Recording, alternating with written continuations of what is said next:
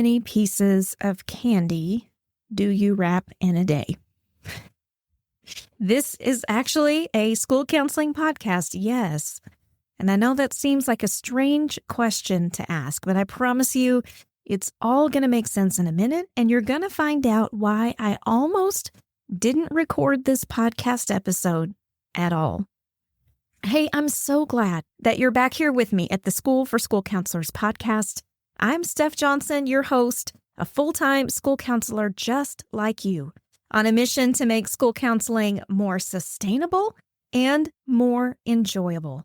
I want you to look forward to walking through those doors each and every day without hesitation, full of confidence, knowing that you have what it takes to make an impact on campus.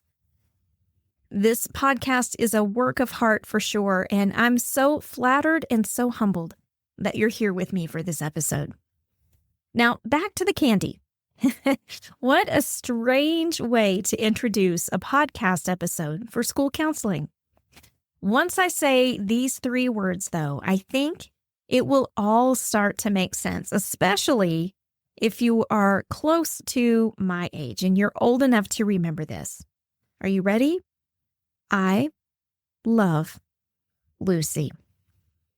Do you remember now? I bet it has sprung into your mind if you have any frame of reference whatsoever of the show I Love Lucy. And even if you've never seen it, you've likely seen a clip of the scene where 2 friends, Lucy and Ethel, decide to go get a job working in a candy factory. And they are really determined to prove themselves and that they can do a great job in the factory. But the more they seem to be able to handle the workload, picking the candies up off the conveyor belt, wrapping them in paper, and then setting them back down to move on, the faster and faster the conveyor belt starts to go. And by the end of it, they're doing anything that they can to keep up with the pace, including stuffing candies in their hats to hide the evidence, stuffing them down their shirts, and even in their mouths, looking like chipmunks by the end of the whole debacle, just trying to stay afloat in their job. No doubt you've had days where you've felt exactly like that as a school counselor. Am I right? I have too. That's how I know. We have times of year where it feels like things just start going faster and faster and faster, don't we? And often we do wonder if we can keep up with the pace. And a common concern that I've seen from school counselors over the years, not only on social media, but in my own School for School Counselors mastermind, is a concern about keeping up with student needs. Being able to keep up with lists of students that need to be seen and making sure that no one falls through the cracks, no one gets forgotten, and that we stay right on top of everything that needs to be done. On the surface, it seems like that should be pretty easy, right? We just write it down and cross it off as we get to it. But we know in our work and in the pace that we have to sustain day after day, that is much easier said than done. So I thought we might do a little bit simpler topic as I walk through how I manage my caseload list on my campus, not because I think it's necessarily the way that you need to do it, but because I hope to spark some ideas in your own mind about how you can handle your caseload lists at your school. And then after I tell you about how I manage my caseload list, I'm going to tell you why maybe that doesn't matter at all. Are you ready? All right, let's get started. So typically when we talk about caseload lists, and I will tell you, we've had many conversations about this in our School for School Counselors Mastermind over the years because we strive each and every week to help our school counselor members excel and reach their full potential on their campuses. And this topic comes up pretty often. Typically, what we hear is a variation of one of these scenarios. Either a school counselor is struggling to track their student movement through their Google or Outlook calendars, right? They're relying on calendar entries or meeting slots to jog their memories about who they've seen. That's option one. Option two is they're using some sort of online system like a Trello board or an Asana board or something like that, and they're moving student names on little cards all around. I think there are some confidentiality concerns with that approach, so if you haven't tried it yet, I wouldn't recommend it. Or the third option are school counselors who are effectively tracking their use of time day to day. And so they go back in their use of time logs. They can recreate who they've seen over the past week or 2 weeks, and that's how they determine who's on their caseload list. Now, again, that seems pretty simple. But the challenge really comes in two things. First, finding the time to do that. So many of you feel like you are running 1,000 miles an hour. You don't even have a second to stop and catch your breath. And so the idea of having to go back and backtrack who you've seen, who you need to see again, why you need to see them, feels overwhelming, doesn't it? I know, I've been there. I understand what that is. But the second piece of that challenge comes in not only determining what those students need going forward, but triaging what those needs are as other things start popping up. If you have a list of 10 or 15 students that you need to get to in a week, and all of a sudden you have a major situation that you can't leave, you might not be able to get to those 10 or 15 students. And so if they're not prioritized, if they're not triaged in some way, you're going to constantly feel like you're behind the 8 ball, even when you're doing everything you can to stay afloat. It feels frustrating. It feels like one of those mountains you're never going to be able to climb. But the good news is, I think you can master it. Let me tell you quickly how I manage my caseload. Again, not because I think this is the best way or the way that you should do it, but hopefully it will give you some ideas for your own school counseling practice going forward.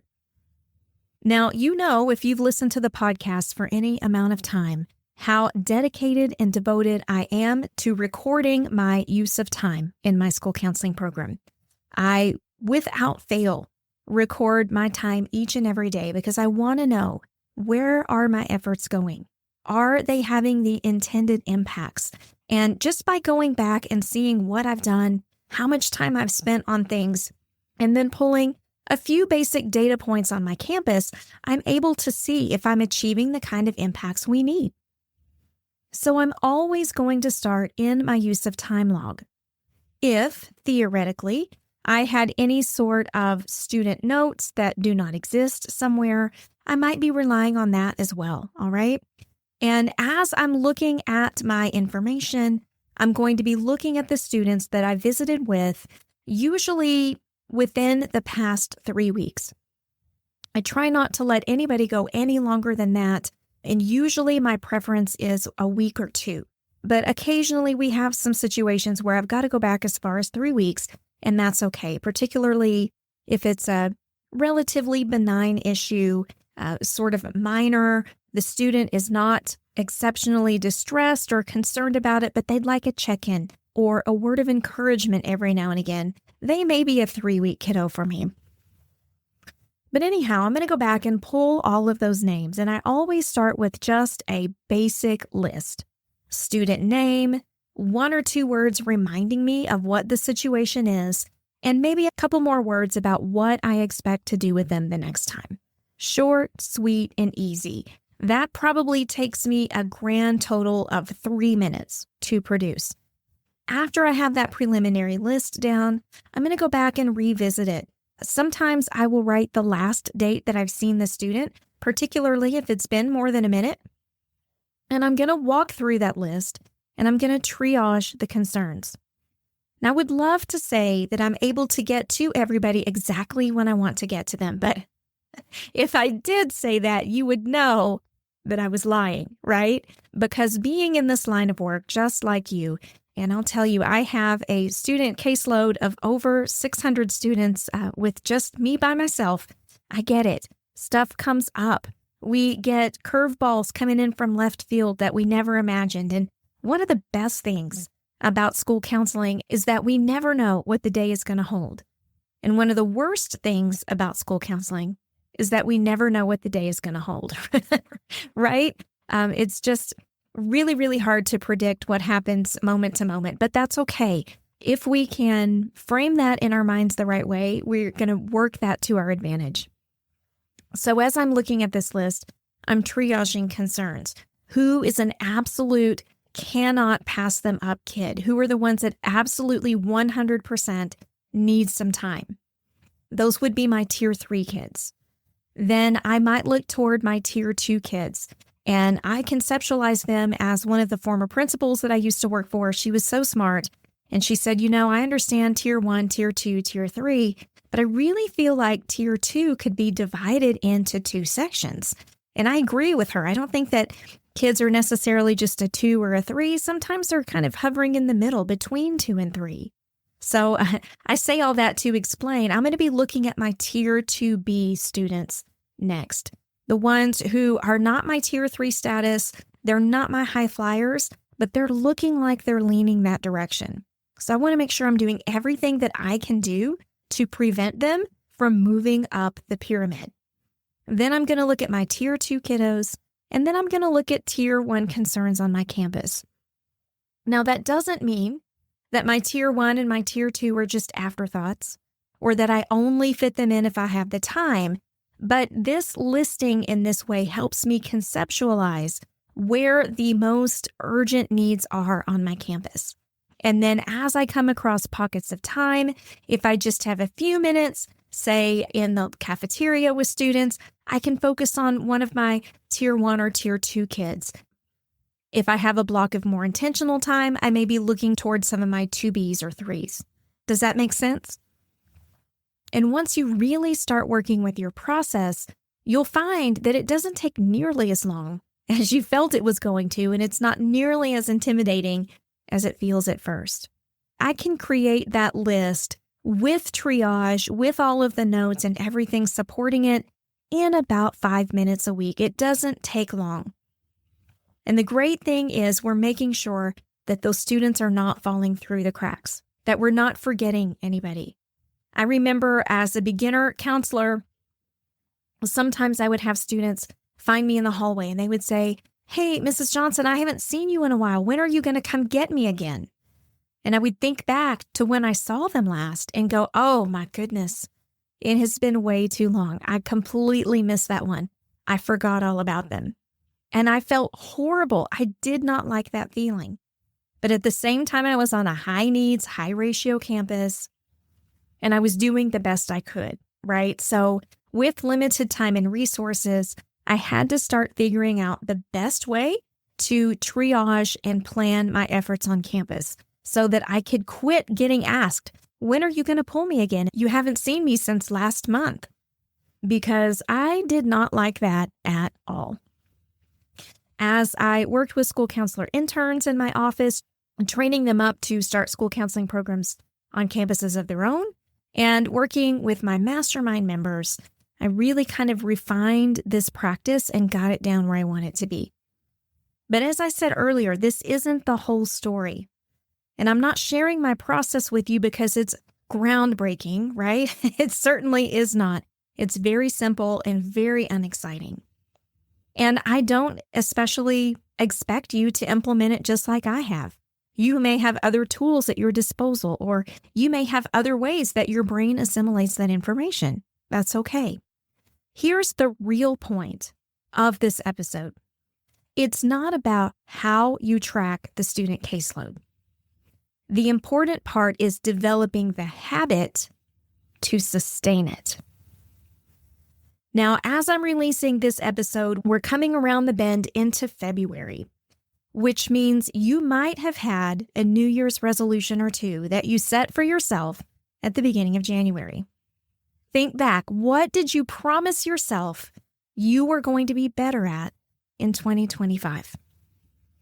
And then, not to be a pessimist, but just being real, many of our resolutions have probably already slipped by the wayside, right? We've lost the motivation. We never developed the habit to sustain the resolution, whatever the case may have been. Most people's New Year's resolutions have fallen completely flat by this time of year. And it's going to be the same with tracking your student caseload or tracking your use of time data or whatever similar initiative you might have in mind. Because the importance isn't the act itself, it's developing the habit to see it through. If you know me, if you've worked with me, you know that one of my most favorite books on the planet is James Clear's Atomic Habits. I think that's a book that everyone should read, especially school counselors, because it just gives so many great insights into how we develop habits and how we can really cultivate those habits for our own personal growth. And in Atomic Habits, James Clear talks about cue, craving, response, and reward. Those are the 4 components that we need to have in place to sustain an effective habit loop. So how do we do that with something as simple as tracking student caseloads? Let's walk through it really quickly. First is the cue. There has to be something to remind you to actually do it. How many times have you had the best of intentions, but you didn't have a reminder to bring you back into that new behavior and you forgot all about it? And then maybe a few days or a few weeks later, you looked back and went, oh man, I really meant to do that. It's frustrating, right? As I'm recording this episode on a Sunday evening, I just cleaned out my refrigerator from last week.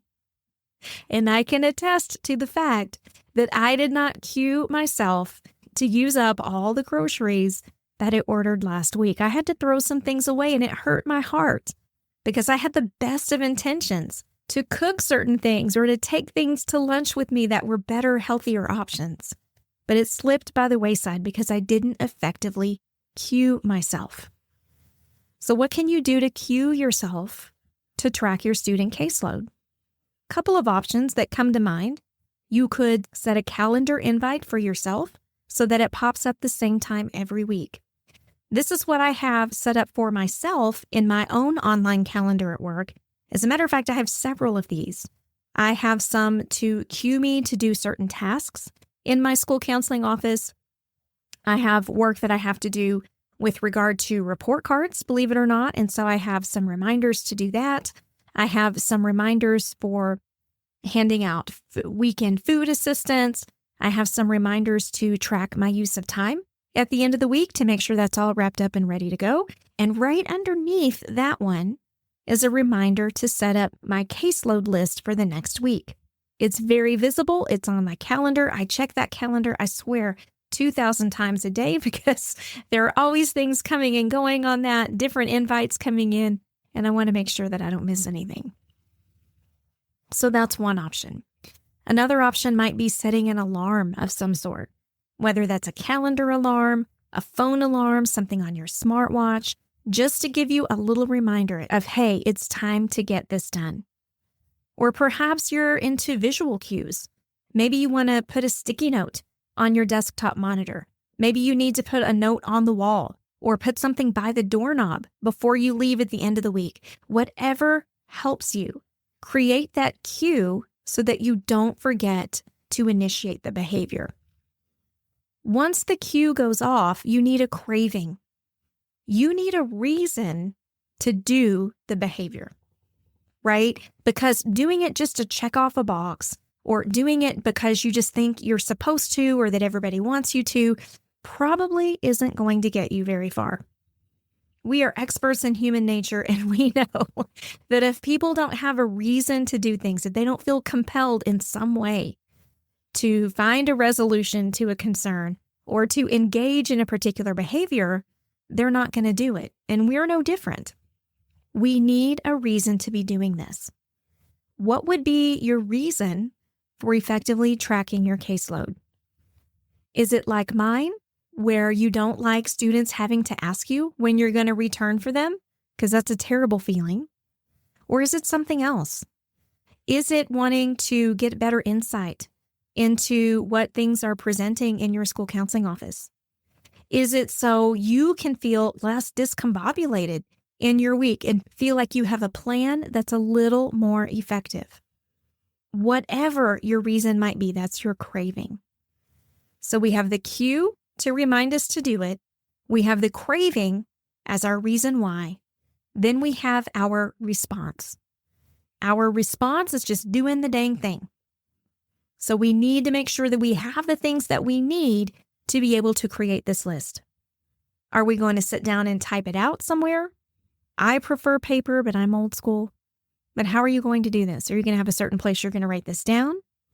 Do you have a certain place you're going to leave it so you don't lose it? Consider those things. So we've cued ourselves. We've had the craving for the why we're doing it, the response of tracking the caseload in an appropriate way, and last is the reward. And a reward doesn't have to be a tangible. It doesn't have to be a self-care, me time kind of thing. It could be something as simple as leaving at the end of the day on Friday and knowing that you're ready to start running when the week starts next week. That you're not going to have to scramble and backtrack, trying to figure out what needs to be addressed once you start your morning. That you know exactly what you need to be looking toward. It sounds silly, but that is such a powerful feeling, especially as you're walking in Monday morning and you have no idea what's in store for you.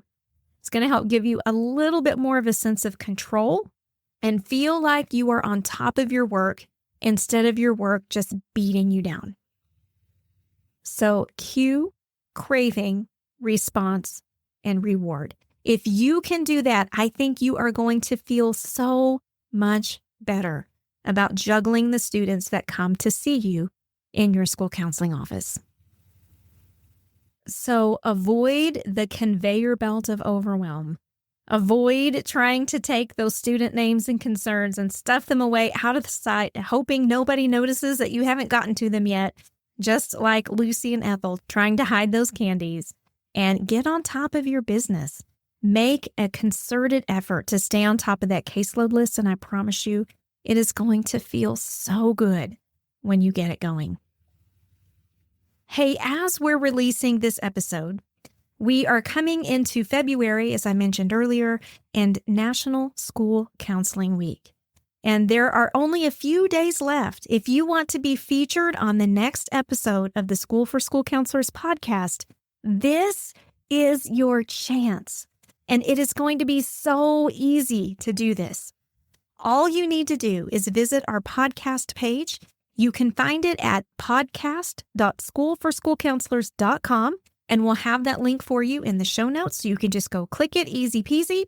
But once you get there, there's going to be a little peach microphone icon in the bottom right-hand corner of your screen. Click that microphone and it's going to take you directly to a page that's going to allow you to record a quick voicemail that goes straight to my inbox. Hey, that doesn't need to be fancy. You don't need to worry about how that goes down. All you need to worry about is speaking from the heart and answering this question. What do you love most about school counseling? I have gotten several amazing submissions already, but I can't help feeling like there's a little something missing. And I really think the something that's missing is you. It's your ideas and your heart, and I would love to hear your thoughts about this amazing career that we call school counseling. Podcast.schoolforschoolcounselors.com. I cannot wait to hear from you and to feature you on the next podcast episode. Last, I want to tell you, because it's coming up here in just a week or so, you've heard me mention my School for School Counselors Mastermind several times, and we have a new masterclass headed your direction February 9th that has been requested by our members for months. And this is the first opportunity we've had to do it, and we are all so stinking excited about it. It's called Your Superpower-Driven Program. And when I announced that I was finally going to teach this class, one of our members said, and I quote, "By far," in all caps, "the most life-changing conversation in the Get the Job program was identifying my superpowers. This is the next step. Can't wait."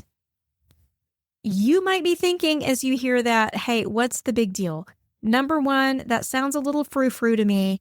Number two, I already know what I'm good at. I don't need to go to a class to tell me what I'm good at in school counseling. I got it. But I'm going to challenge that assumption a little bit. And I'm going to tell you that one of the things that I love most on this planet is helping school counselors identify the uniqueness, the awesomeness that they bring to their school counseling programs in ways they were never able to see it before.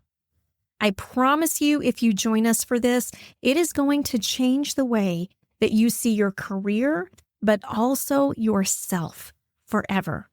I guarantee it, and I would love for you to join us in the School for School Counselors Mastermind for that masterclass February 9th. If you've been on the fence about joining the mastermind, here's your sign. It is time. You do not want to miss this masterclass. Head to schoolforschoolcounselors.com/mastermind for the details on our mastermind program, and there will be a button there to get you all signed up. All right, my friend, I hope our conversation this week on tracking your caseload was helpful. Again, I know it wasn't groundbreaking. There's no new revolutionary technique, but I do think it's important to really examine not only how we're tracking our caseloads, but the habits that we're intentionally putting into place to ensure our success.